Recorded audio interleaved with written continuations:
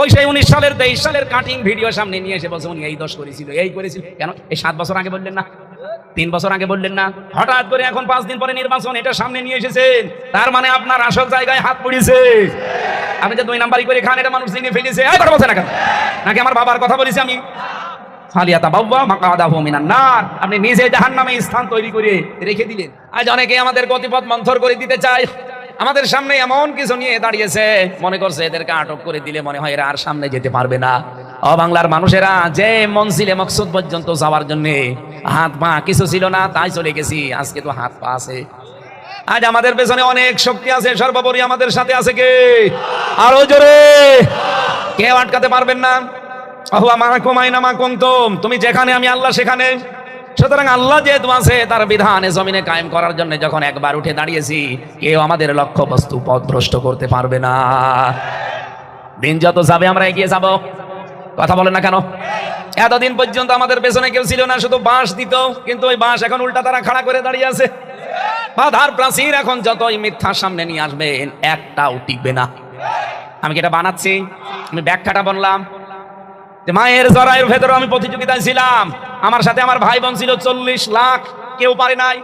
আমি শুধু একা গিয়েছিলাম মায়ের ওই মাকিন পর্যন্ত। আজকে আপনারা যতই বাধা দেন, জোলাইখার মতো পেছন দিক থেকে আমার চরিত্র হরণ করার জন্য চেষ্টা চালান, জামা খুলে নেন, চাদর খুলে নেন, যত কিছু চেষ্টা করবেন, ছিঁড়ে যাবে, আটকাতে পারবেন না। আর যারা আটকাতে চান, বুঝে শুনে আটকাবেন।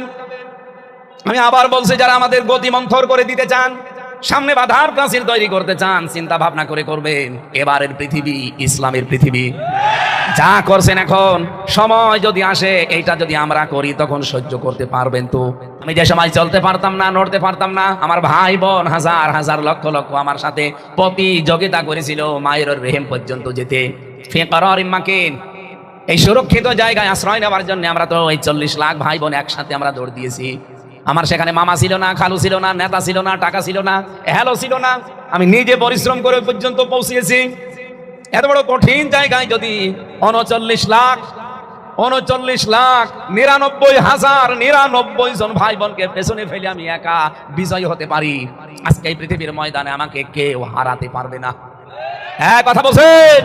যারা আজ হারাতে আমাকে পেছনে লেগে আছে, টান দিতে আছে, কেউ আমাকে আটকাতে পারবে না। আজ আমার হ্যালো করার লোক আছে, আমার পেছনে দাঁড়ানোর লোক আছে। ওই সময় তো কেউ ছিল না। আমি যদি ওই সময় জিতে যাই, বিজয় হয়, আজকে আমাকে কে হারাবে? আমি একেবারে লক্ষ্যবস্তু পর্যন্ত আমি যাবই। আমার লক্ষ্যবস্তু পর্যন্ত যাব। পৃথিবীর লক্ষ্য আমার এই জমিন, যার আইন চলবে তার। এটাই আমার জীবনের লক্ষ্য।